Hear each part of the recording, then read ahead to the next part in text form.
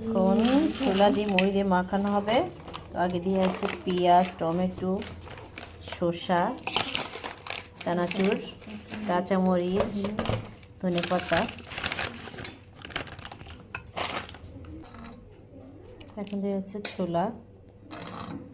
শীতকালে এই মাখাটা এতটাই মজা লাগে, সন্ধ্যা হলে মনে হয় যে এইগুলাই খাই। এখন দিয়ে আছে মুড়ি মাখাচ্ছে, এটা মাখাচ্ছে আমার বোন। এটা খেতে আসলে অনেক টেস্ট।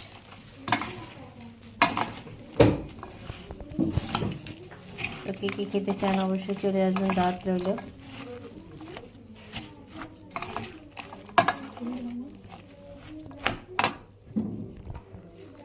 একটু সরষের তেল লাগবে, আগে দেওয়া ছিল।